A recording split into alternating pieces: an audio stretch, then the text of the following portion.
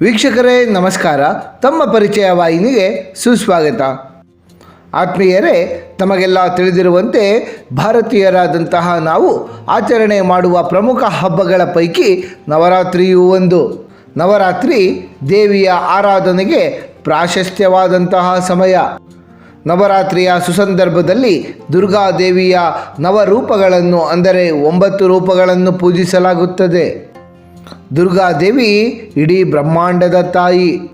ದುರ್ಗಾ ಎಂಬ ಪದದ ಅಕ್ಷರಶಃ ಅರ್ಥವೇ ಸಂಕಟಗಳನ್ನು ನಿವಾರಿಸುವವಳು ಎಂದರ್ಥ. ಭೂಮಿಗೆ ಕಂಟಕನಾಗಿದ್ದಂತಹ ಮಹಿಷಾಸುರನನ್ನು ಕೊಂದು ಜಗತ್ತಿನ ಕಷ್ಟಗಳನ್ನೆಲ್ಲ ಹೋಗಲಾಡಿಸಿದಂತಹ ದೇವತೆ ದುರ್ಗಾಮಾತೆ. ಹೀಗಾಗಿಯೇ ದುರ್ಗಾದೇವಿ ಭಕ್ತಾದಿಗಳನ್ನು ಪ್ರಪಂಚದ ಎಲ್ಲ ದುಷ್ಟತನದಿಂದ ರಕ್ಷಿಸುತ್ತಾರೆ ಹಾಗೂ ಅವರ ದುಃಖಗಳನ್ನೆಲ್ಲ ದೂರ ಮಾಡುತ್ತಾರೆ. ಈ ವರ್ಷದ ನವರಾತ್ರಿ ಹಬ್ಬ ಅಕ್ಟೋಬರ್ 3ರಿಂದ 12ರವರೆಗೆ ಆಚರಿಸಲ್ಪಡುತ್ತಲಿದೆ. ನವರಾತ್ರಿಯ ಸುಸಂದರ್ಭದಲ್ಲಿ ದುರ್ಗಾದೇವಿಯನ್ನು ಪ್ರಾರ್ಥಿಸಲೆಂದೇ ನಮ್ಮ ದೇಶದಾದ್ಯಂತ ಭಕ್ತಾದಿಗಳೆಲ್ಲ ದುರ್ಗಾದೇವಿಯ ಪ್ರಸಿದ್ಧ ದೇಗುಲಗಳಿಗೆಲ್ಲ ಭೇಟಿಯನ್ನು ನೀಡಿ ದುರ್ಗಾದೇವಿಯ ದರ್ಶನವನ್ನು ಪಡೆದು ಪುನೀತರಾಗುತ್ತಾರೆ. ನಮ್ಮ ದೇಶದಲ್ಲಿ ಉತ್ತರದ ತುದಿಯಿಂದ ದಕ್ಷಿಣದ ತುದಿಯವರೆಗೂ ಅತ್ಯದ್ಭುತ ಶಕ್ತಿಗಳನ್ನು ಹಾಗೂ ಪೌರಾಣಿಕ ಹಿನ್ನೆಲೆಯನ್ನು ಹೊಂದಿರುವಂತಹ ಸಹಸ್ರಾರು ವರ್ಷಗಳಷ್ಟು ಪುರಾತನವಾದಂತಹ ದುರ್ಗಾದೇವಿಯ ದೇಗುಲಗಳಿವೆ. ಅದರಲ್ಲಿಯೂ ನಮ್ಮ ಕರ್ನಾಟಕದ ಉಡುಪಿ ಜಿಲ್ಲೆ ಹಾಗೂ ಉಡುಪಿ ನಗರ ದೇಗುಲಗಳ ನಗರವೆಂದೇ ಪ್ರಸಿದ್ಧಿಯನ್ನು ಪಡೆದಿದೆ. ಸುಪ್ರಸಿದ್ಧ ಶ್ರೀಕೃಷ್ಣ ಮಠದಿಂದಾಗಿ ಉಡುಪಿ ಜಗದ್ವಿಖ್ಯಾತಿಯನ್ನು ಪಡೆದುಕೊಂಡಿದೆ. ಉಡುಪಿ ಜಿಲ್ಲೆಯಲ್ಲಿ ನಾಗಾರಾಧನೆ ಹಾಗೂ ಭೂತಾರಾಧನೆಯ ಜೊತೆಗೆ ದುರ್ಗಾ ಪರಮೇಶ್ವರಿಯನ್ನು ಪೂಜಿಸುವುದು ಸಹ ಹೆಚ್ಚು. ಪರಶುರಾಮ ಸೃಷ್ಟಿ ಎಂದೇ ಕರೆಯಲ್ಪಡುವಂತಹ ಉಡುಪಿ ಜಿಲ್ಲೆಯಲ್ಲಿ ಅನೇಕ ಪುರಾಣ ಪ್ರಸಿದ್ಧ ದುರ್ಗಾದೇವಿಯ ದೇಗುಲಗಳಿವೆ. ಈ ದೇಗುಲಗಳು ಬಹಳ ಕಾರಣಿಕವಾಗಿದ್ದು ಭಕ್ತರ ದುಃಖಗಳನ್ನೆಲ್ಲ ಕಳೆದು ಇಷ್ಟಾರ್ಥಗಳನ್ನು ನೆರವೇರಿಸುವಂತಹ ಶಕ್ತಿ ಕೇಂದ್ರಗಳೆನಿಸಿಕೊಂಡಿವೆ. ನವರಾತ್ರಿಯ ಈ ಸುಸಂದರ್ಭದಲ್ಲಿ ಈ ಪ್ರಸ್ತುತ ಸಂಚಿಕೆಯ ಮೂಲಕ ಉಡುಪಿ ಜಿಲ್ಲೆಯ 10 ಸುಪ್ರಸಿದ್ಧ ದುರ್ಗಾ ಪರಮೇಶ್ವರಿ ದೇವಾಲಯಗಳ ಕುರಿತು ಮಾಹಿತಿಯನ್ನು ತಿಳಿದುಕೊಳ್ಳೋಣ. ಉಡುಪಿ ಜಿಲ್ಲೆಯ ಪ್ರಸಿದ್ಧ ದುರ್ಗಾ ಪರಮೇಶ್ವರಿ ದೇಗುಲಗಳು: ಕಡಿಯಾಳಿ ಮಹಿಷಮರ್ದಿನಿ ದೇವಸ್ಥಾನ. ಕಡಿಯಾಳಿ ಮಹಿಷಮರ್ದಿನಿ ದೇವಸ್ಥಾನವು ಉಡುಪಿಯಲ್ಲಿರುವಂತಹ ಅತ್ಯಂತ ಪುರಾತನ ದೇಗುಲಗಳಲ್ಲಿ ಒಂದೆನಿಸಿಕೊಳ್ಳುತ್ತದೆ. ಉಡುಪಿ ನಗರದ ಪೂರ್ವ ದಿಕ್ಕಿನಲ್ಲಿರುವಂತಹ ಕಡಿಯಾಳಿ ಎಂಬ ಗ್ರಾಮದಲ್ಲಿ ಶ್ರೀ ಮಹಿಷಮರ್ದಿನಿ ದೇವಸ್ಥಾನ ಸ್ಥಿತವಿದೆ. ಉಡುಪಿಯ ಬಸ್ ನಿಲ್ದಾಣದಿಂದ ಕೇವಲ 1.5 ಕಿಲೋಮೀಟರ್ ದೂರದಲ್ಲಿ ಈ ದೇಗುಲ ಸ್ಥಿತವಿದೆ. ಈ ದೇಗುಲವನ್ನು 7ನೇ ಶತಮಾನದಲ್ಲಿ ನಿರ್ಮಿಸಲಾಗಿದೆ. ಅಂದರೆ ಈ ದೇಗುಲ ಉಡುಪಿಯ ಶ್ರೀಕೃಷ್ಣ ಮಠಕ್ಕಿಂತ ಪ್ರಾಚೀನವಾದದ್ದು. ಈ ದೇಗುಲದ ಇತಿಹಾಸವನ್ನು ಕೇಳುವುದಾದರೆ, ಹಿಂದೆ ತೌಳವ ರಾಜಮನೆತನದ ರಾಜರಾಗಿದ್ದಂತಹ ರಾಜಭೋಜ ಎನ್ನುವವರು ಆಗ ಶಿವಳ್ಳಿ ಎಂದು ಕರೆಯಲ್ಪಡುತ್ತಿದ್ದಂತಹ ಪ್ರಸ್ತುತ ಉಡುಪಿಯನ್ನು ಆಳುತ್ತಿದ್ದರು. ರಾಮಭೋಜನು ತನಗೆ ಸಂತಾನವಾಗಬೇಕೆಂದು ಪುತ್ರಕಾಮೇಷ್ಟಿ ಯಾಗವನ್ನು ಮಾಡಿಸುತ್ತಾನೆ. ಯಾಗ ಭೂಮಿಯನ್ನು ನೇಗಿಲಿನಿಂದ ಉಳುಮೆ ಮಾಡಿಸುವಾಗ ಒಂದು ಸರ್ಪವು ನೇಗಿಲಿಗೆ ಸಿಕ್ಕಿಕೊಂಡು ಮರಣ ಹೊಂದುತ್ತದೆ. ಆ ಸರ್ಪದ ಹತ್ಯೆಯ ಪ್ರಾಯಶ್ಚಿತ್ತಕ್ಕಾಗಿಯೇ ಆ ರಾಜರು ನಾರಾಯಣನ ವಿಶೇಷ ಸನ್ನಿಧಾನವುಳ್ಳಂತಹ ಲಿಂಗವನ್ನು ಉಡುಪಿಯಲ್ಲಿ ಪ್ರತಿಷ್ಠಾಪನೆ ಮಾಡಿಸುತ್ತಾರೆ. ಅದುವೇ ಉಡುಪಿಯ ಸುಪ್ರಸಿದ್ಧ ಅನಂತೇಶ್ವರ ದೇವಸ್ಥಾನ. ಅಲ್ಲದೆಯೇ ಅನಂತೇಶ್ವರ ದೇವಾಲಯದ 4 ದಿಕ್ಕುಗಳಲ್ಲಿಯೂ 4 ದುರ್ಗಾ ಪರಮೇಶ್ವರಿಯ ದೇವಾಲಯಗಳನ್ನೂ ಸಹ ಅವರು ಸ್ಥಾಪನೆ ಮಾಡಿಸುತ್ತಾರೆ. ಈ 4 ದೇವಾಲಯಗಳಲ್ಲಿ ಕಡಿಯಾಳಿ ಮಹಿಷಮರ್ದಿನಿಯ ದೇಗುಲವೂ ಸಹ ಒಂದೆನಿಸಿಕೊಳ್ಳುತ್ತದೆ. ಉಳಿದ 3 ದುರ್ಗಾ ಪರಮೇಶ್ವರಿ ದೇಗುಲಗಳೆಂದರೆ ಕನ್ನರ್ಪಾಡಿ ಜಯದುರ್ಗೆ ದೇವಾಲಯ, ಪುತ್ತೂರು ದುರ್ಗಾ ಪರಮೇಶ್ವರಿ ದೇಗುಲ ಹಾಗೂ ಬೈಲೂರು ಮಹಿಷಮರ್ದಿನಿ ದೇವಾಲಯ. ಕಡಿಯಾಳಿ ಮಹಿಷಮರ್ದಿನಿ ದೇವಿ ಭಕ್ತರ ಪಾಲಿಗೆ ಇಷ್ಟಾರ್ಥಗಳನ್ನು ಈಡೇರಿಸುವಂತಹ ತಾಯಿ ಎಂದೇ ಪ್ರಸಿದ್ಧಿಯನ್ನು ಪಡೆದುಕೊಂಡಿದ್ದಾರೆ. ದೇವಿಯ ಮೇಲಿನ 2 ಕೈಗಳಲ್ಲಿ ಶಂಖ, ಚಕ್ರ ಹಾಗೂ ಕೆಳಗಿನ ಬಲಗೈನಲ್ಲಿ ತ್ರಿಶೂಲವಿದೆ. ತಾಯಿಯ ಕಾಲ ಕೆಳಗೆ ಮಹಿಷಾಸುರ ಬಿದ್ದಿರುತ್ತಾನೆ.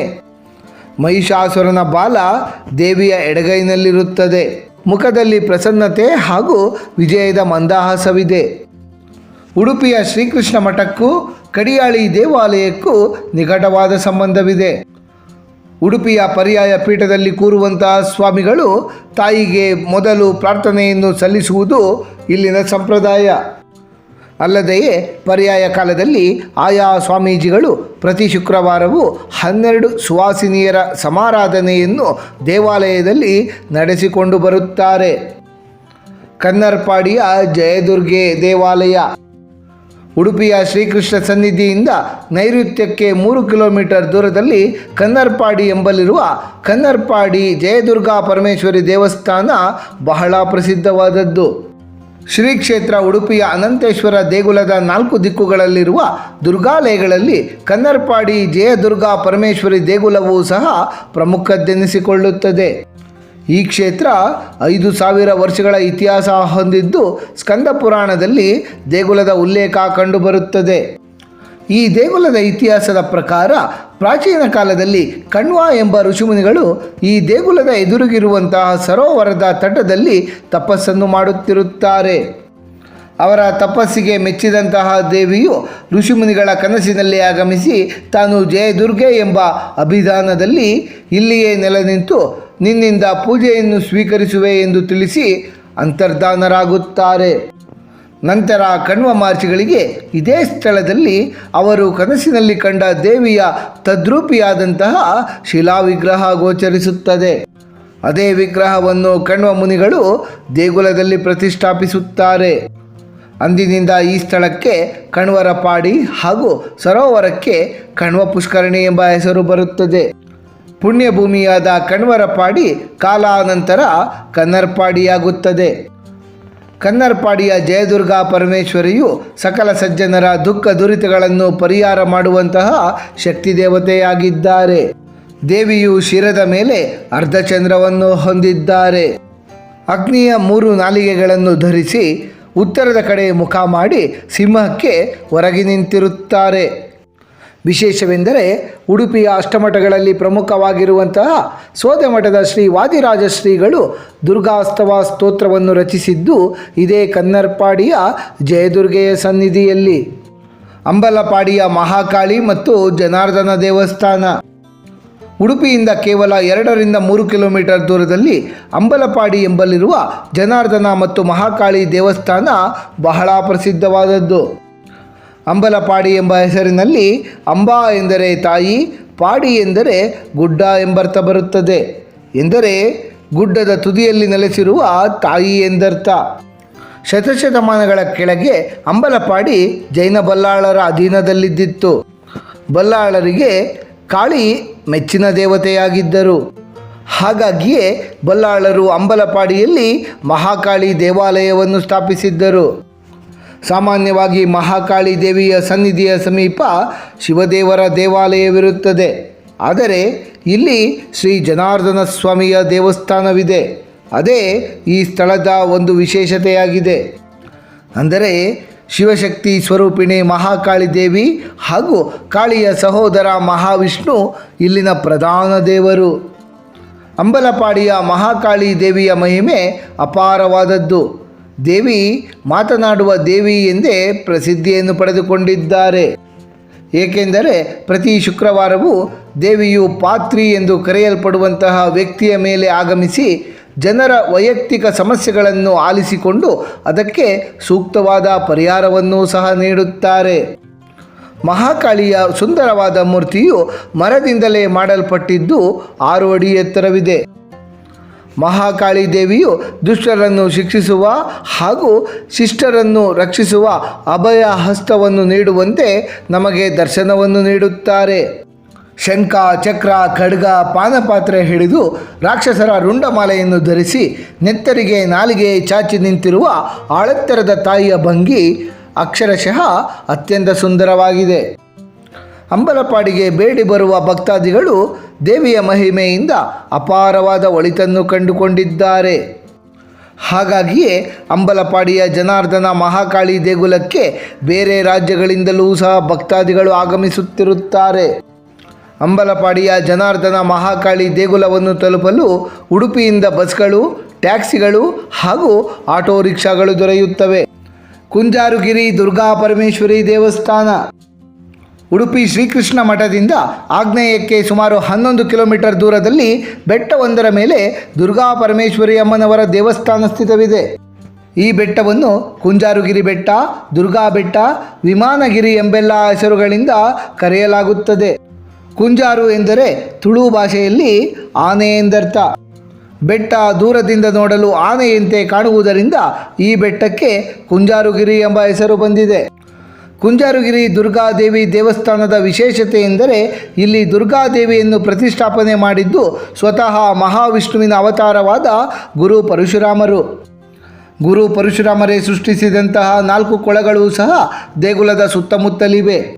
ಗುರು ಪರಶುರಾಮರು ದುರ್ಗೆಯನ್ನು ಇಲ್ಲಿ ಪ್ರತಿಷ್ಠಾಪಿಸುವಾಗ ದೇವಾನುದೇವತೆಗಳು ವಿಮಾನವನ್ನೇರಿ ಬಂದು ಹೂಮಳೆಯನ್ನು ಸುರಿಸಿದ್ದರಂತೆ. ಹಾಗಾಗಿಯೇ ಈ ಕ್ಷೇತ್ರ ವಿಮಾನಗಿರಿ ಎಂದು ಸಹ ಕರೆಯಲ್ಪಡುತ್ತದೆ.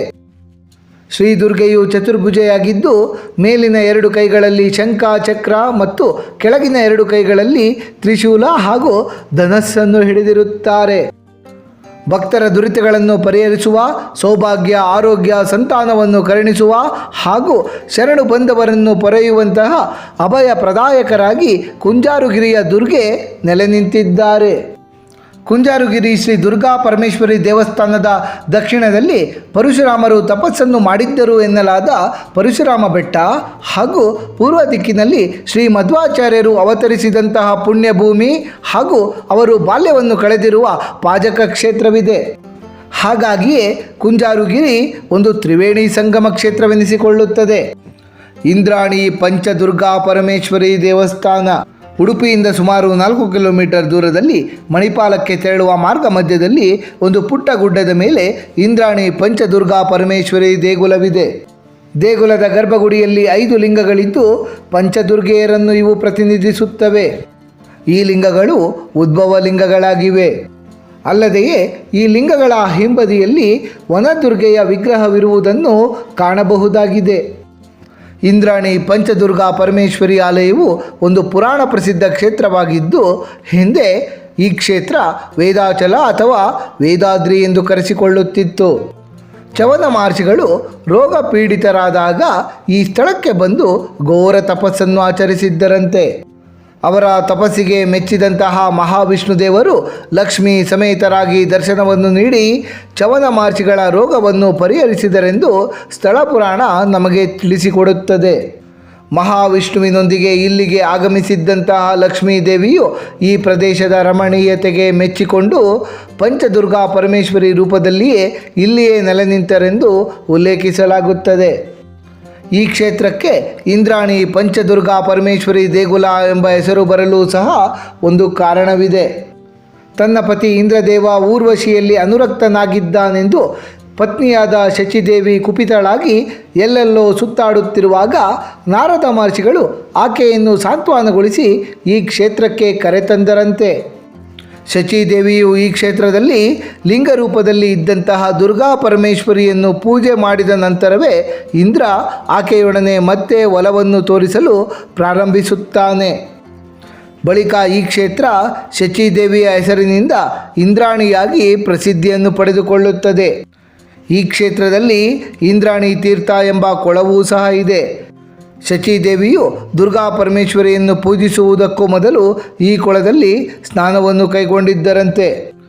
ಇಂದ್ರಾಣಿ ತೀರ್ಥದಲ್ಲಿ ಸ್ನಾನವನ್ನು ಮಾಡಿ ದೇವಿಯ ದರ್ಶನವನ್ನು ಪಡೆದುಕೊಂಡರೆ ವಿವಾಹಾಸಕ್ತ ಹೆಣ್ಣು ಮಕ್ಕಳು ಶೀಘ್ರವೇ ಯೋಗ್ಯ ವರವನ್ನು ಪಡೆದುಕೊಂಡು ಸುಖಿ ದಾಂಪತ್ಯ ಜೀವನವನ್ನು ಪಡೆದುಕೊಳ್ಳುತ್ತಾರೆ. ಕೊಲ್ಲೂರು ಮೂಕಾಂಬಿಕಾ ದೇವಸ್ಥಾನ.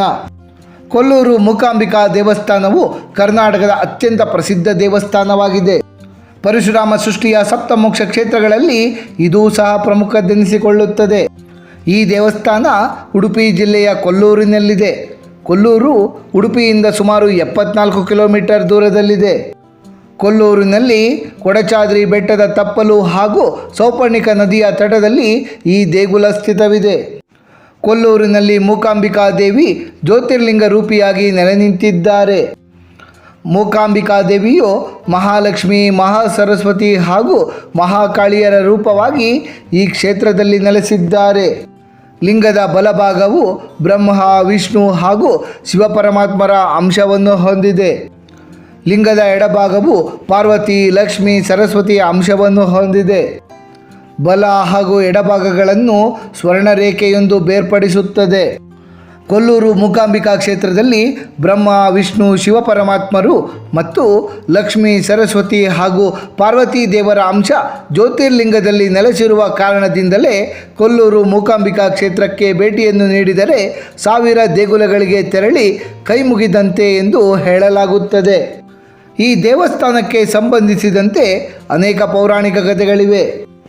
ಒಂದು ಕಥೆಯ ಪ್ರಕಾರ ಕೊಡಚಾದ್ರಿ ಪರ್ವತ ಪ್ರದೇಶದಲ್ಲಿ ಕೋಲ ಎಂಬ ಮಹರ್ಷಿ ತಪಸ್ಸನ್ನಾಚರಿಸುತ್ತಿರುತ್ತಾರೆ. ಅದೇ ಸಮಯದಲ್ಲಿ ಕೌಮಾಸುರ ಎಂಬ ಅಸುರ ತನಗೆ ಯಾವುದೇ ಜೀವರಾಶಿಗಳಿಂದ ಮರಣ ಬಾರದಿರಲಿ ಎಂಬ ವರವನ್ನು ಕೇಳುವ ಉದ್ದೇಶದಿಂದ ಶಿವಪರಮಾತ್ಮರನ್ನು ಕುರಿತು ತಪಸ್ಸನ್ನಾಚರಿಸುತ್ತಿರುತ್ತಾನೆ. ಆತನ ತಪಸ್ಸು ಫಲಿಸಿದರೆ ಜಗತ್ತಿಗೆ ವಿಪತ್ತು ಬರುತ್ತದೆ ಎನ್ನುವ ಕಾರಣದಿಂದಲೇ ದೇವಾನುದೇವತೆಗಳೆಲ್ಲರೂ ದೇವಿಯ ಮೊರೆ ಹೋಗುತ್ತಾರೆ. ಇತ್ತ ಕಡೆ ಅಸುರನ ತಪಸ್ಸಿಗೆ ಮೆಚ್ಚಿದ ಶಿವಪರಮಾತ್ಮರು ಪ್ರತ್ಯಕ್ಷರಾಗಿ ನಿನಗೇನು ವರ ಬೇಕು ಕೇಳು ಎನ್ನುತ್ತಾರೆ. ಅದೇ ಸಮಯದಲ್ಲಿ ದೇವಿಯು ಸರಸ್ವತಿಯ ರೂಪದಲ್ಲಿ ಕೌಮಾಸುರನ ನಾಲಿಗೆಯ ಮೇಲೆ ಕುಳಿತು ಆತನಿಗೆ ಮಾತು ಬಾರದಂತೆ ಮಾಡುತ್ತಾರೆ. ಮಾತು ಬಾರದ ರಕ್ಕಸ ಮೂಕಾಸುರ ಎನಿಸಿಕೊಳ್ಳುತ್ತಾನೆ. ಇದರಿಂದ ಕುಪಿತನಾದಂತಹ ಮೂಕಾಸುರನು ಈ ಪ್ರದೇಶದಲ್ಲಿ ತಪಸ್ಸನ್ನು ಮಾಡುತ್ತಿದ್ದಂತಹ ಕೋಲ ಮುನಿಗಳ ಸಮೇತ ಎಲ್ಲ ಋಷಿಮುನಿಗಳಿಗೂ ಕಾಟ ನೀಡಲಾರಂಭಿಸುತ್ತಾನೆ. ಆತನ ಕಾಟ ತಾಳಲಾರದೆ ಎಲ್ಲರೂ ಮತ್ತೆ ಅಂಬಿಕೆಯ ಮೊರೆ ಹೋಗುತ್ತಾರೆ. ಭಕ್ತರ ಮೊರೆ ಕೇಳಿದ ದೇವಿ ಅಂಬಿಕೆಯು ಮೂಕಾಸುರನ ಮರ್ದನ ಮಾಡುತ್ತಾರೆ. ಮೂಕಾಸುರನನ್ನು ಸಂಹಾರ ಮಾಡಿದಂತಹ ಅಂಬಿಕೆಯು ಮೂಕಾಂಬಿಕೆಯಾಗಿ ನೆಲೆಸಿ ಭಕ್ತರನ್ನು ರಕ್ಷಿಸುತ್ತಾರೆ. ಕೋಲ ಮುನಿಗಳ ತಪೋಭೂಮಿಯಾದ ಕಾರಣದಿಂದಲೇ ಈ ಕ್ಷೇತ್ರ ಕೊಲ್ಲೂರು ಎಂಬ ಹೆಸರನ್ನು ಪಡೆದುಕೊಂಡಿದೆ. ಮತ್ತೊಂದು ಕಥೆಯ ಪ್ರಕಾರ ಶ್ರೀ ಆದಿಶಂಕರಾಚಾರ್ಯರು ಕೊಡಚಾದ್ರಿ ಪರ್ವತದಲ್ಲಿ ದೇವಿಯನ್ನು ಕುರಿತು ತಪಸ್ಸನ್ನು ಆಚರಿಸುತ್ತಾರೆ. ಅವರ ಭಕ್ತಿಗೆ ಮೆಚ್ಚಿದಂತಹ ದೇವಿ ಪ್ರತ್ಯಕ್ಷರಾಗುತ್ತಾರೆ. ಆಗ ಆದಿಶಂಕರರು ದೇವಿಯನ್ನು ಕುರಿತು ತನ್ನೊಂದಿಗೆ ಕೇರಳಕ್ಕೆ ಬರಬೇಕೆಂದು ವಿನಂತಿಸಿಕೊಳ್ಳುತ್ತಾರೆ. ಅದಕ್ಕೆ ದೇವಿಯು ಶಂಕರಾಚಾರ್ಯರ ಜೊತೆಗೆ ತೆರಳುವುದಕ್ಕೆ ಸಮ್ಮತಿಸುತ್ತಾರೆ. ಆದರೆ ದೇವಿಯು ಶಂಕರಾಚಾರ್ಯರನ್ನು ಅನುಸರಿಸಿ ತೆರಳುವಾಗ ಎಲ್ಲಿಯೂ ಹಿಂದೆ ತಿರುಗಿ ನೋಡಬಾರದೆಂದು, ಹಾಗೆ ನೋಡಿದ್ದೇ ಆದರೆ ತಾನು ಮುಂದಕ್ಕೆ ಬರುವುದಿಲ್ಲವೆಂದು ನಿರ್ಬಂಧನೆಯನ್ನು ವಿಧಿಸುತ್ತಾರೆ. ಶಂಕರರು ಅದಕ್ಕೆ ಸಮ್ಮತಿಸಿ ಕೇರಳದ ಕಡೆಗೆ ಪ್ರಯಾಣವನ್ನು ಬೆಳೆಸುತ್ತಾರೆ. ದೇವಿಯು ತಮ್ಮ ಕಾಲ್ಗೆಜ್ಜೆಗಳ ನಾದವನ್ನು ಬೀರುತ್ತಲೇ ಶಂಕರಾಚಾರ್ಯರನ್ನು ಹಿಂಬಾಲಿಸುತ್ತಾರೆ. ಅವರಿಬ್ಬರು ಪ್ರಸ್ತುತ ಕೊಲ್ಲೂರಿನ ಬಳಿ ತೆರಳುವಾಗ ಶಂಕರಾಚಾರ್ಯರಿಗೆ ದೇವಿಯ ಗೆಜ್ಜೆಯ ಧ್ವನಿ ಕೇಳಿಸುವುದಿಲ್ಲ. ತಕ್ಷಣವೇ ಆತಂಕದಿಂದ ಶಂಕರಾಚಾರ್ಯರು ತಿರುಗಿ ನೋಡುತ್ತಾರೆ. ಆಗ ದೇವಿಯು ತಾನಿನ್ನು ಮುಂದಕ್ಕೆ ಬರುವುದು ಸಾಧ್ಯವಿಲ್ಲ ಎಂದು ತಿಳಿಸಿ ತನ್ನ ವಿಗ್ರಹವನ್ನು ಅಲ್ಲಿಯೇ ಪ್ರತಿಷ್ಠಾಪನೆ ಮಾಡುವಂತೆ ಆದೇಶಿಸುತ್ತಾರೆ. ಹಾಗಾಗಿಯೇ ಶಂಕರಾಚಾರ್ಯರು ಶ್ರೀಚಕ್ರದ ಮೇಲೆ ದೇವಿಯ ಪಂಚಲೋಹದ ವಿಗ್ರಹವನ್ನು ಇಲ್ಲಿಯೇ ಪ್ರತಿಷ್ಠಾಪಿಸಿ ಪೂಜಿಸುತ್ತಾರೆ. ಕೊಲ್ಲೂರು ಮೂಕಾಂಬಿಕಾ ಆಲಯದಲ್ಲಿಯೇ ಕುಳಿತುಕೊಂಡು ಆದಿಶಂಕರಾಚಾರ್ಯರು ಸೌಂದರ್ಯ ಲಹರಿಯನ್ನು ಬರೆದಿದ್ದಂತೆ. ದೇವಾಲಯದ ಮುಂದಿರುವಂತಹ ಕಬ್ಬಿಣದ ಕಂಬಕ್ಕೆ 2300 ವರ್ಷಗಳ ಇತಿಹಾಸವಿದೆ. ಇದುವರೆಗೂ ಸಹ ಇದು ತುಕ್ಕು ಹಿಡಿದಿಲ್ಲ ಎಂಬುದೇ ಇದರ ವಿಶೇಷತೆ. ಈ ಕುರಿತು ಅನೇಕ ಸಂಶೋಧನೆಗಳೇ ನಡೆದಿವೆ. ಕೊಲ್ಲೂರು ಮೂಕಾಂಬಿಕಾ ದೇವಿಗೆ ಪೂಜೆಯನ್ನು ಸಲ್ಲಿಸುವುದರಿಂದ ಜ್ಞಾನ ಹಾಗೂ ಶಿಕ್ಷಣ ಕ್ಷೇತ್ರದಲ್ಲಿ ಅಭಿವೃದ್ಧಿಯನ್ನು ಸಾಧಿಸಬಹುದು. ಹಾಗಾಗಿಯೇ ಹಲವು ಕಡೆಗಳಿಂದ ಜನರು ಈ ಕ್ಷೇತ್ರಕ್ಕೆ ಆಗಮಿಸಿ ತಮ್ಮ ಮಕ್ಕಳಿಗೆ ಇಲ್ಲಿ ಅಕ್ಷರಾಭ್ಯಾಸವನ್ನು ಸಹ ಮಾಡಿಸುತ್ತಾರೆ. ಕಮಲಶಿಲೆಯ ಬ್ರಾಹ್ಮಿ ದುರ್ಗಾ ಪರಮೇಶ್ವರಿ ದೇವಾಲಯ. ಶ್ರೀ ಬ್ರಾಹ್ಮಿ ದುರ್ಗಾ ಪರಮೇಶ್ವರಿ ದೇವಸ್ಥಾನವು ಉಡುಪಿ ಜಿಲ್ಲೆಯ ಕುಂದಾಪುರದಿಂದ 35 ಕಿಲೋಮೀಟರ್ ದೂರದಲ್ಲಿ ಕುಬ್ಜಾ ನದಿಯ ತಟದಲ್ಲಿರುವಂತಹ ಕಮಲಶಿಲೆ ಎಂಬ ಗ್ರಾಮದಲ್ಲಿದೆ. ಕಮಲಶಿಲೆಯು ಉಡುಪಿಯಿಂದ ಸುಮಾರು 67 ಕಿಲೋಮೀಟರ್ ದೂರದಲ್ಲಿದೆ. ಈ ದೇಗುಲದ ವೈಶಿಷ್ಟ್ಯವೆಂದರೆ ದೇವಿಯು ಇಲ್ಲಿ ಅಸಾಮಾನ್ಯವಾದ ಲಿಂಗದ ರೂಪದಲ್ಲಿ ಪೂಜಿತಗೊಳ್ಳುತ್ತಾರೆ. ಈ ಲಿಂಗದಲ್ಲಿ 3 ಸ್ವರ್ಣ ರೇಖೆಗಳಿದ್ದು ಮಹಾಲಕ್ಷ್ಮಿ, ಮಹಾಕಾಳಿ ಹಾಗೂ ಮಹಾಸರಸ್ವತಿಯರು ಐಕ್ಯರಾಗಿದ್ದಾರೆ ಎಂಬ ಪ್ರತೀತಿ ಇದೆ. ದೇವಳದ ಪಕ್ಕದಲ್ಲಿಯೇ ಪ್ರವಹಿಸುವ ಕುಬ್ಜಾ ನದಿ ಪ್ರತಿ ವರ್ಷ ಶ್ರಾವಣ ಮಾಸದಲ್ಲಿ ಉಕ್ಕಿ ಹರಿದು ದೇಗುಲದ ಗರ್ಭಗುಡಿಯನ್ನು ಪ್ರವೇಶಿಸುತ್ತದೆ. ನಂತರ ತಾಯಿಯ ಪಾದಸ್ಪರ್ಶ ಮಾಡಿ ತಾಯಿಗೆ ಅಭಿಷೇಕವನ್ನು ಕೈಗೊಂಡು ಲಿಂಗದ ಮೇಲಿರುವ ಪುಷ್ಪವನ್ನು ತೆಗೆದುಕೊಂಡು ಹೋಗುತ್ತದೆ. ಈ ರೀತಿ ಕುಬ್ಜಾ ನದಿ ದೇವಾಲಯವನ್ನು ಪ್ರವೇಶಿಸಲು ಸಹ ಒಂದು ಕಾರಣವಿದೆ. ಸ್ಕಂದ ಪುರಾಣದ ಸಹ್ಯಾದ್ರಿ ಖಂಡದ ಪ್ರಕಾರ ಕೈಲಾಸದಲ್ಲಿ ಪಿಂಗಳೆ ಎಂಬ ಸುಂದರ ನರ್ತಕಿಯೊಬ್ಬಳಿರುತ್ತಾಳೆ. ತನ್ನ ಸೌಂದರ್ಯದ ಮದದಿಂದ ಆಕೆಯು ಒಮ್ಮೆ ಶಿವಪಾರ್ವತಿಯರ ಮುಂದೆ ನರ್ತನ ಮಾಡಲು ನಿರಾಕರಿಸುತ್ತಾಳೆ. ಆಗ ಪಾರ್ವತಿ ದೇವಿಯು ನೀನು ಭೂಲೋಕದಲ್ಲಿ ಕುರೂಪಿಯಾದ ಹೆಣ್ಣಾಗಿ ಜನಿಸು ಎಂದು ಶಪಿಸುತ್ತಾರೆ. ಆ ಸಮಯದಲ್ಲಿ ಆ ಅಪ್ಸರೆಗೆ ತನ್ನ ತಪ್ಪಿನ ಅರಿವಾಗುತ್ತದೆ. ಆಕೆ ದೇವಿಯಲ್ಲಿ ಕ್ಷಮೆಯನ್ನು ಯಾಚಿಸುತ್ತಾಳೆ. ಆಕೆಯ ಕ್ಷಮೆಯಿಂದ ಕನಿಕರಗೊಂಡಂತಹ ಪಾರ್ವತಿ ದೇವಿಯು ಪಿಂಗಳೆಗೆ ನೀನು ಭೂಲೋಕದಲ್ಲಿ ಹೋಗಿ ಗುಹೆಯೊಂದರಲ್ಲಿ ಕುಳಿತು ತಪಸ್ಸನ್ನು ಆಚರಿಸು. ಮುಂದೆ ಅಸುರರ ಸಂಹಾರಕ್ಕಾಗಿ ನಾನು ದುರ್ಗಾ ಪರಮೇಶ್ವರಿ ದೇವಿಯಾಗಿ ಅವತರಿಸುತ್ತೇನೆ. ಅಸುರ ಸಂಹಾರದ ನಂತರ ಲಿಂಗರೂಪಿಯಾಗಿ ಉದ್ಭವಿಸುತ್ತೇನೆ. ಆಗ ನೀನು ನನ್ನ ಬಳಿ ನದಿಯಾಗಿ ಹರಿದು ಬಂದು ವರ್ಷಕ್ಕೊಮ್ಮೆ ನನ್ನನ್ನು ಸ್ಪರ್ಶಿಸಿ ಮೈ ತೊಳೆದು ಹೋಗಬೇಕು. ಕ್ರಮೇಣ ನಿನ್ನ ಶಾಪ ನಿವಾರಣೆಯಾಗುತ್ತದೆ ಎಂದು ದೇವಿ ತಿಳಿಸುತ್ತಾರೆ. ಪಾರ್ವತಿ ದೇವಿ ನೀಡಿದ ಶಾಪದ ಪರಿಣಾಮವಾಗಿ ಪಿಂಗಳೆ ಭೂಮಿಯ ಮೇಲೆ ಕುಬ್ಜೆ ಎಂಬ ಕುರೂಪಿಯಾಗಿ ಅವತರಿಸುತ್ತಾಳೆ. ಕುಬ್ಜೆಯು ತನ್ನ ಪಾಪ ವಿಮೋಚನೆಗಾಗಿ ಈ ಕ್ಷೇತ್ರದಲ್ಲಿರುವ ಸುಪಾರ್ಶ್ವ ಎಂಬ ಗುಹೆಯಲ್ಲಿ ತಪಸ್ಸನ್ನು ಮಾಡತೊಡಗುತ್ತಾಳೆ. ಮುಂದೆ ಈ ಸ್ಥಳದಲ್ಲಿ ರೈತ ಮುನಿಗಳ ಆಶ್ರಮ ಸೇರಿದಂತೆ ಅನೇಕ ಋಷ್ಯಾಶ್ರಮಗಳಿರುತ್ತವೆ. ಅಸುರರಾದಂತಹ ಕರಾಸುರ ಮತ್ತು ರಟ್ಟಾಸುರ ಎಂಬ ಅಸುರರು ಋಷಿಮುನಿಗಳ ಯಜ್ಞ ಯಾಗಾದಿಗಳಿಗೆ ತೊಂದರೆಯನ್ನು ನೀಡಲಾರಂಭಿಸುತ್ತಾರೆ.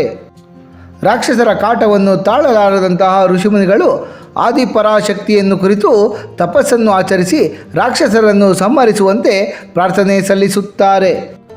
ಋಷಿಮುನಿಗಳ ಪ್ರಾರ್ಥನೆಗೆ ಒಲಿದಂತಹ ಆದಿಶಕ್ತಿಯು ಈ ಕ್ಷೇತ್ರಕ್ಕೆ ಆಗಮಿಸಿ ರಾಕ್ಷಸರಿಬ್ಬರನ್ನು ಸಂಹಾರ ಮಾಡಿ ಋಷಿಗಳ ಸಾಧನೆಗೆ ಅನುವು ಮಾಡಿಕೊಡುತ್ತಾರೆ. ಹಾಗೂ ಋಷಿಗಳ ಪ್ರಾರ್ಥನೆಗೆ ಮನ್ನಿಸಿ ಆದಿಪರಾಶಕ್ತಿಯು ಇದೇ ಕ್ಷೇತ್ರದಲ್ಲಿ ಲಿಂಗರೂಪದಲ್ಲಿ ಉದ್ಭವಿಸುತ್ತಾರೆ. ದೇವಿಯು ಲಿಂಗರೂಪದಲ್ಲಿ ಉದ್ಭವಿಸಿದ ನಂತರ ಕುಬ್ಜೆಯು ನದಿಯಾಗಿ ದೇವಿಯ ಸಮೀಪವೇ ಪ್ರವಹಿಸಲಾರಂಭಿಸುತ್ತಾಳೆ. ಈಗಲೂ ಕುಬ್ಜಾ ನದಿ ಪ್ರತಿ ಶ್ರಾವಣ ಮಾಸದಲ್ಲಿ ಉಕ್ಕಿ ಹರಿದು ಗುಡಿಯನ್ನು ಪ್ರವೇಶಿಸಿ ತಾಯಿ ದುರ್ಗೆಯ ಪಾದವನ್ನು ಮುಟ್ಟಿ ಅಭಿಷೇಕವನ್ನು ಕೈಗೊಂಡು ತಾಯಿಯ ಶಿರದ ಮೇಲಿರುವ ಹೂವನ್ನು ಪ್ರಸಾದದ ರೂಪದಲ್ಲಿ ತೆಗೆದುಕೊಂಡು ತೆರಳುತ್ತಾಳೆ. ಇದು ಈ ಕ್ಷೇತ್ರದ ಇತಿಹಾಸ. ಹಲವು ಮಕ್ಕಳ ತಾಯಿ ಕೋಟಾ ಅಮೃತೇಶ್ವರಿ ದೇವಸ್ಥಾನ. ಉಡುಪಿ ಜಿಲ್ಲೆಯ ಕುಂದಾಪುರ ತಾಲೂಕಿನ ಕೋಟಾ ಎಂಬಲ್ಲಿ ಹಲವು ಮಕ್ಕಳ ತಾಯಿ ಎಂದೇ ಕರೆಯಲ್ಪಡುವ ಅಮೃತೇಶ್ವರಿ ಅಮ್ಮನವರ ದೇವಾಲಯವಿದೆ. ಈ ಪುಣ್ಯಕ್ಷೇತ್ರ ಉಡುಪಿಯಿಂದ 26 ಕಿಲೋಮೀಟರ್ ದೂರದಲ್ಲಿಯೇ ಇದೆ. ಈ ಅಮೃತೇಶ್ವರಿ ದೇವಿಯ ಸನ್ನಿಧಿಯು ಪುರಾತನ ಕಾಲದಿಂದಲೂ ಸಹ ಸಂತಾನ ಪ್ರಾಪ್ತಿಗೆ ಬಹಳ ಹೆಸರುವಾಸಿಯಾಗಿರುವಂತಹ ಕ್ಷೇತ್ರ. ದೇವಾಲಯದ ಗರ್ಭಗುಡಿಯ ಹೊರಾಂಗಣದಲ್ಲಿ 100 ಲಿಂಗಗಳು ಕಾಣಸಿಗುತ್ತವೆ. ಇವೆಲ್ಲವೂ ಉದ್ಭವ ಲಿಂಗಗಳಾಗಿವೆ. ಗರ್ಭಗುಡಿಯ ಹೊರಾಂಗಣದಲ್ಲಿ 3 ವರ್ಷಗಳಿಗೊಮ್ಮೆ ಒಂದೊಂದು ಲಿಂಗವು ಉದ್ಭವಿಸುವುದು ಇಲ್ಲಿನ ವಿಶೇಷವಾಗಿದೆ. ಅಷ್ಟೇ ಅಲ್ಲದೆ ಉದ್ಭವಿಸಿದ ಲಿಂಗಗಳು ದಿನಗಳೆದಂತೆ ದೊಡ್ಡದಾಗುತ್ತಾ ಹೋಗುತ್ತವೆ. ಈ ರೀತಿಯ ವಿಶೇಷತೆಯನ್ನು ದೇಶದ ಯಾವ ದೇವಾಲಯದಲ್ಲಿಯೂ ಸಹ ಕಾಣಲು ಸಾಧ್ಯವಿಲ್ಲ. ಸಂತಾನವಿಲ್ಲದ ಭಕ್ತಾದಿಗಳು ಇಲ್ಲಿ ಉದ್ಭವಿಸಿದ ಲಿಂಗಗಳಿಗೆ ಎಣ್ಣೆಯನ್ನು ಹಚ್ಚಿ ಅದರ ಮೇಲೆ ಹುರುಳಿ ಕಾಳುಗಳನ್ನಿಟ್ಟು ಹಿಂಗಾರವನ್ನು ಹಿಡಿದು ಸಂಕಲ್ಪ ಮಾಡಿಕೊಂಡರೆ ಸಂತಾನ ಪ್ರಾಪ್ತಿಯಾಗುತ್ತದೆ ಎನ್ನುವುದು ಭಕ್ತಾದಿಗಳ ಅಚಲ ನಂಬಿಕೆ. ಸಂತಾನ ಪ್ರಾಪ್ತಿಯಾದ ನಂತರ ಭಕ್ತಾದಿಗಳು ತುಲಾಭಾರ ಸೇವೆ, ತೊಟ್ಟಿಲು ಸೇವೆ, ಯಕ್ಷಗಾನ ಬಯಲಾಟ ಸೇವೆಗಳನ್ನು ಇಲ್ಲಿ ಮಾಡಿಸುತ್ತಾರೆ. ಅಲ್ಲದೆ ಮಕ್ಕಳ ವಿದ್ಯೆ, ಆರೋಗ್ಯ, ಅಭಿವೃದ್ಧಿಯ ಕುರಿತಾಗಿ ಯಾವುದೇ ತೊಂದರೆ ಇದ್ದರೂ ಸಹ ತಾಯಿಯ ಬಳಿ ಕೇಳಿಕೊಂಡರೆ ಅವೆಲ್ಲ ಪರಿಹಾರವಾಗುತ್ತವೆ. ಕೋಟಾ ಅಮೃತೇಶ್ವರಿ ಕ್ಷೇತ್ರವು ತ್ರೇತಾಯುಗ ಅಂದರೆ ರಾಮಾಯಣ ಕಾಲದಿಂದಲೂ ಸಹ ಅಸ್ತಿತ್ವದಲ್ಲಿದ್ದಿತ್ತು ಎಂಬ ಐತಿಹ್ಯವಿದೆ. ಋಷಿ ಪತ್ನಿಯೊಬ್ಬರು ರಾವಣನ ಬಂಧುವಾದಂತಹ ಕುಂಭಮುಖಿ ಎನ್ನುವವಳಿಗೆ ನಿನಗೆ ಮಕ್ಕಳಾಗದಿರಲಿ ಎಂಬ ಶಾಪವನ್ನು ನೀಡಿರುತ್ತಾರೆ. ಇದರಿಂದ ಭಯಗೊಂಡ ಕುಂಭಮುಖಿ ಈ ಕ್ಷೇತ್ರಕ್ಕೆ ಆಗಮಿಸಿ ಜಗನ್ಮಾತೆಯಾದ ಅಮೃತೇಶ್ವರಿ ದೇವಿಯನ್ನು ಕುರಿತು ತಪಸ್ಸನ್ನು ಮಾಡುತ್ತಾಳೆ. ಆಕೆಯ ತಪಸ್ಸಿಗೆ ಮೆಚ್ಚಿದಂತಹ ಅಮೃತೇಶ್ವರಿ ದೇವಿ ಪ್ರತ್ಯಕ್ಷರಾಗುತ್ತಾರೆ. ಆ ಸಂತಸದ ಕ್ಷಣದಲ್ಲಿ ಕುಂಭಮುಖಿ ತನ್ನ ಶಾಪ ವಿಮೋಚನೆಗೆ ವರವನ್ನು ಕೇಳುವುದನ್ನು ಮರೆತು, ತಾಯಿ ನೀನು ನಿತ್ಯ ಯೌವನೆಯಾಗಿ ಶಿವನಂತಹ ಪುತ್ರರನ್ನು ದೀರ್ಘಕಾಲದವರೆಗೂ ಪಡೆ ಎಂದು ಕೇಳಿಕೊಳ್ಳುತ್ತಾಳೆ. ಇದಕ್ಕೆ ಅಮೃತೇಶ್ವರಿ ತಥಾಸ್ತು ಎನ್ನುತ್ತಾರೆ. ಅಂದಿನಿಂದ ಈ ಕ್ಷೇತ್ರದಲ್ಲಿ ಲಿಂಗಗಳು ಉದ್ಭವಿಸುತ್ತಲೇ ಇರುತ್ತವೆ. ಈ ಲಿಂಗಗಳು ಅಮೃತೇಶ್ವರಿ ತಾಯಿಯ ಮಕ್ಕಳು ಎಂಬ ಪ್ರತೀತಿ ಇದೆ. ಆದ್ದರಿಂದ ಅಮೃತೇಶ್ವರಿ ದೇವಿಯನ್ನು ಹಲವು ಮಕ್ಕಳ ತಾಯಿ ಎಂದೇ ಕರೆದು ಪೂಜಿಸಲಾಗುತ್ತದೆ. ಮಂದಾರ್ತಿಯ ಶ್ರೀ ದುರ್ಗಾ ಪರಮೇಶ್ವರಿ ದೇವಸ್ಥಾನ. ಮಂದಾರ್ತಿಯ ಶ್ರೀ ದುರ್ಗಾ ಪರಮೇಶ್ವರಿ ದೇವಸ್ಥಾನವು ಉಡುಪಿಯಿಂದ 26 ಕಿಲೋಮೀಟರ್ ದೂರದಲ್ಲಿದೆ. ಭಕ್ತರ ಅಭೀಷ್ಟಗಳನ್ನೆಲ್ಲ ಈಡೇರಿಸುವಂತಹ ಮಂದಾರ್ತಿಯ ದುರ್ಗಾ ಪರಮೇಶ್ವರಿ ಅಮ್ಮನವರು ಯಕ್ಷಗಾನ ಪ್ರಿಯರು. ಭಕ್ತರು ಇಲ್ಲಿ ತಮ್ಮ ಇಷ್ಟಾರ್ಥಗಳನ್ನು ಈಡೇರಿಸಿಕೊಳ್ಳಲು ಯಕ್ಷಗಾನ ಸೇವೆಯನ್ನು ಸಲ್ಲಿಸುತ್ತಾರೆ.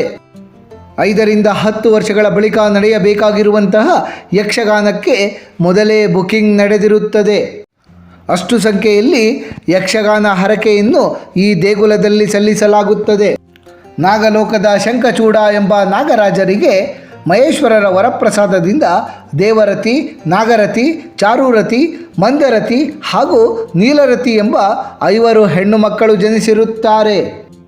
ಈ 5 ಹೆಣ್ಣು ಮಕ್ಕಳು ಮಹೇಶ್ವರರ ಪುತ್ರ ಸುಬ್ರಹ್ಮಣ್ಯ ಸ್ವಾಮಿಯನ್ನು ವಿವಾಹವಾಗುವ ಹಂಬಲದಿಂದ ಕೈಲಾಸಕ್ಕೆ ತೆರಳಿದ್ದಾಗ ಅಲ್ಲಿ ದ್ವಾರಪಾಲಕರಾಗಿದ್ದ ನಂದಿ ಅವರನ್ನು ತಡೆಯುತ್ತಾರೆ.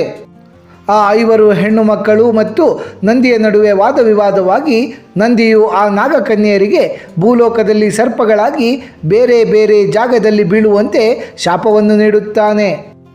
ನಂದಿಯ ಶಾಪದಿಂದ 5 ನಾಗಕನ್ಯೆಯರು ಭೂಲೋಕದಲ್ಲಿ ಸಹ್ಯಾದ್ರಿ ತಪ್ಪಲಿನಲ್ಲಿ ಸಂಚರಿಸುತ್ತಾ ಕಾಡ್ಗಿಚ್ಚಿನಲ್ಲಿ ಸಿಕ್ಕು ಪರಿತಪಿಸುತ್ತಾರೆ.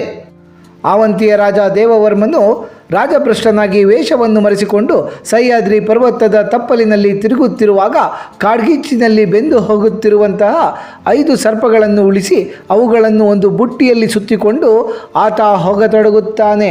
ಆ 5 ಸರ್ಪಗಳು ತಮಗಿಷ್ಟ ಬರುವ ಸ್ಥಳಗಳಲ್ಲಿ ಇಳಿದು ಒಂದೊಂದಾಗಿ ಹುತ್ತವನ್ನು ಸೇರಿಕೊಳ್ಳುತ್ತವೆ. ಅವುಗಳಲ್ಲಿ ಮಂದರತಿ ಎಂಬ ನಾಗಸರ್ಪ ಸೇರಿದ ಜಾಗ ಮಂದಾರ್ತಿ ಕಾನನ ಎಂದು ಕರೆಸಿಕೊಳ್ಳುತ್ತದೆ. ಮಹಿಷಾಕ್ಯನೆಂಬ ದೈತ್ಯನು ಆವಂತಿಯ ರಾಜನಾದ ದೇವವರ್ಮನ ಪತ್ನಿ ಜಲಜಾಕ್ಷಿಯನ್ನು ಕಂಡು ಮೋಹಿತನಾಗಿ ಆಕೆಯನ್ನು ವಿವಾಹವಾಗುವಂತೆ ಒತ್ತಾಯಪಡಿಸುತ್ತಾನೆ. ರಾಜ ಹಾಗೂ ಆತನ ಪತ್ನಿ ಮಂದಾರ್ತಿಯಲ್ಲಿದ್ದಂತಹ ಸುದೇವ ಮುನಿಗಳ ಆಶ್ರಮಕ್ಕೆ ಆಶ್ರಯವನ್ನು ಬೇಡಿ ಆಗಮಿಸುತ್ತಾರೆ. ಇದನ್ನು ತಿಳಿದಂತಹ ಮಹಿಷಾಕ್ಯನು ಸುದೇವ ಮುನಿಗೆ ತೊಂದರೆಯನ್ನು ನೀಡಲಾರಂಭಿಸುತ್ತಾನೆ. ಆಗ ಮುನಿಗಳು ದುರ್ಗೆಯನ್ನು ಕುರಿತು ಪ್ರಾರ್ಥನೆಯನ್ನು ಸಲ್ಲಿಸುತ್ತಾರೆ. ಆ ಪ್ರಾರ್ಥನೆಗೆ ಒಲಿದಂತಹ ದೇವಿಯು ಪ್ರತ್ಯಕ್ಷರಾಗಿ ಮಹಿಷಾಕ್ಯನನ್ನು ಸಂಹರಿಸುತ್ತಾರೆ. ಆ ರಾಕ್ಷಸನನ್ನು ಸಂಹರಿಸುವಂತಹ ದುರ್ಗೆಯು ಮಂದಾರ್ತಿಯಲ್ಲಿಯೇ ನೆಲೆ ನಿಲ್ಲುತ್ತಾರೆ. ಅವರೇ ಮಂದಾರ್ತಿಯ ದುರ್ಗಾ ಪರಮೇಶ್ವರಿ ದೇವಿ. ಮುಂಡ್ಕೂರು ದುರ್ಗಾ ಪರಮೇಶ್ವರಿ ದೇವಸ್ಥಾನ. ಉಡುಪಿಯಿಂದ 37 ಕಿಲೋಮೀಟರ್ ದೂರದಲ್ಲಿ ಮುಂಡ್ಕೂರು ಎಂಬಲ್ಲಿ ಶಾಂಭವಿ ನದಿಯ ತಟದಲ್ಲಿ ಶ್ರೀ ದುರ್ಗಾ ಪರಮೇಶ್ವರಿ ದೇವಿಯ ಸುಂದರ ದೇಗುಲ ಸ್ಥಿತವಿದೆ. ಈ ದೇವಸ್ಥಾನದ ಸುತ್ತ 4 ದಿಕ್ಕುಗಳಲ್ಲಿಯೂ ಸಹ ಶಿವಾಲಯಗಳಿರುವುದು ಈ ದೇಗುಲದ ವಿಶೇಷತೆ. ಸ್ಕಂದ ಪುರಾಣದಲ್ಲಿ ಉಲ್ಲೇಖಗೊಂಡಂತೆ ಮುಂಡಾಸುರ ಎಂಬ ರಕ್ಕಸನನ್ನು ದುರ್ಗೆಯು ಇದೇ ಸ್ಥಳದಲ್ಲಿ ಸಂಹರಿಸಿದ್ದರು ಎಂಬ ಐತಿಹ್ಯವಿದೆ. ಈ ಸ್ಥಳದ ಮಹಿಮೆಯನ್ನು ಅರಿತಂತಹ ಭಾರ್ಗವ ಋಷಿಗಳು ಸುರೂಪ ಎಂಬ ರಾಜನ ಸಹಾಯದಿಂದ ಮಹಿಷಮರ್ದಿನಿಯ ವಿಗ್ರಹವನ್ನು ಪಶ್ಚಿಮಾಭಿಮುಖವಾಗಿ ಇಲ್ಲಿ ಪ್ರತಿಷ್ಠಾಪಿಸಿದರಂತೆ. ಮುಂಡ್ಕೂರಿನ ದುರ್ಗಾ ಪರಮೇಶ್ವರಿ ಅಮ್ಮನವರಿಗೆ ಮಲ್ಲಿಗೆ ಹೂ ಎಂದರೆ ಪಂಚಪ್ರಾಣ. ಶ್ರೀದೇವಿಗೆ ಯಾರು ಪ್ರೀತಿಯಿಂದ ಹಾಗೂ ಭಕ್ತಿಯಿಂದ ಮಲ್ಲಿಗೆ ಹೂಗಳನ್ನು ಅರ್ಪಿಸುತ್ತಾರೋ ಅಂಥವರ ಕಷ್ಟ ದೂರಾಗಿ ಇಷ್ಟಾರ್ಥಗಳೆಲ್ಲವೂ ಸಿದ್ಧಿಸುತ್ತವೆ ಎನ್ನುವುದು ಇಲ್ಲಿನ ಪ್ರತೀತಿ. ಹೀಗಾಗಿಯೇ ದೇವಸ್ಥಾನದ ಗರ್ಭಗುಡಿಯಿಂದ ಮಲ್ಲಿಗೆಯ ಪರಿಮಳ ಹೊರಬರುತ್ತಲೇ ಇರುತ್ತದೆ. ಇಡೀ ವಾತಾವರಣ ಆಹ್ಲಾದಕರವಾಗಿರುತ್ತದೆ. ಕರಾವಳಿ ಕರ್ನಾಟಕದ ಭಾರ್ಗವ ಗೋತ್ರದವರಿಗೆಲ್ಲ ಮುಂಡ್ಕೂರು ದುರ್ಗಾ ಪರಮೇಶ್ವರಿ ದೇವಿ ಕುಲದೇವತೆಯಾಗಿದ್ದಾರೆ. ಉಡುಪಿ ಜಿಲ್ಲೆಯ ಮತ್ತು ಹಲವು ಸುಪ್ರಸಿದ್ಧ ದುರ್ಗಾ ಪರಮೇಶ್ವರಿ ದೇಗುಲಗಳು. ಸೌಕೂರು ದುರ್ಗಾ ಪರಮೇಶ್ವರಿ ದೇವಸ್ಥಾನ. ಈ ದೇವಾಲಯ ಉಡುಪಿಯಿಂದ ಸುಮಾರು 49 ಕಿಲೋಮೀಟರ್ ದೂರದಲ್ಲಿದೆ. ನೀಲಾವರ ಮಹಿಷಮರ್ದಿನಿ ದೇವಸ್ಥಾನ. ಈ ದೇಗುಲ ಉಡುಪಿಯಿಂದ ಸುಮಾರು 20 ಕಿಲೋಮೀಟರ್ ದೂರದಲ್ಲಿದೆ. ಬೈಲೂರು ಮಹಿಷಮರ್ದಿನಿ ದೇವಸ್ಥಾನ ಉಡುಪಿಯಿಂದ 3 ಕಿಲೋಮೀಟರ್ ದೂರದಲ್ಲಿದೆ. ಅಡಪಾಡಿ ದುರ್ಗಾ ಪರಮೇಶ್ವರಿ ದೇವಸ್ಥಾನ ಉಡುಪಿಯಿಂದ 21 ಕಿಲೋಮೀಟರ್ ದೂರದಲ್ಲಿದೆ. ಉಪ್ಪುಂದ ದುರ್ಗಾ ಪರಮೇಶ್ವರಿ ದೇವಸ್ಥಾನ ಉಡುಪಿಯಿಂದ 67 ಕಿಲೋಮೀಟರ್ ದೂರದಲ್ಲಿದೆ. ಅಲೇವೂರು ದುರ್ಗಾ ಪರಮೇಶ್ವರಿ ದೇವಸ್ಥಾನ ಉಡುಪಿಯಿಂದ 6 ಕಿಲೋಮೀಟರ್ ದೂರದಲ್ಲಿದೆ. ನಂದಿಕೂರು ದುರ್ಗಾ ಪರಮೇಶ್ವರಿ ದೇವಸ್ಥಾನ ಉಡುಪಿಯಿಂದ ಸುಮಾರು 25 ಕಿಲೋಮೀಟರ್ ದೂರದಲ್ಲಿದೆ. ಬೆಳ್ಮಣ್ಣು ದುರ್ಗಾ ಪರಮೇಶ್ವರಿ ದೇವಸ್ಥಾನ ಉಡುಪಿಯಿಂದ 30 ಕಿಲೋಮೀಟರ್ ದೂರದಲ್ಲಿದೆ. ಚಂಡಿಕಾ ದುರ್ಗಾ ಪರಮೇಶ್ವರಿ ದೇವಸ್ಥಾನ ಕುಂಬಾಶಿ ಉಡುಪಿಯಿಂದ 32 ಕಿಲೋಮೀಟರ್ ದೂರದಲ್ಲಿದೆ. ದೊಡ್ಡಣಗುಡ್ಡೆ ಆದಿಶಕ್ತಿ ದುರ್ಗಾ ಕ್ಷೇತ್ರ ಉಡುಪಿಯಿಂದ 6 ಕಿಲೋಮೀಟರ್ ದೂರದಲ್ಲಿದೆ. ಹೆರ್ಗಾ ದುರ್ಗಾ ಪರಮೇಶ್ವರಿ ದೇವಸ್ಥಾನ ಉಡುಪಿಯಿಂದ 8 ಕಿಲೋಮೀಟರ್ ದೂರದಲ್ಲಿದೆ.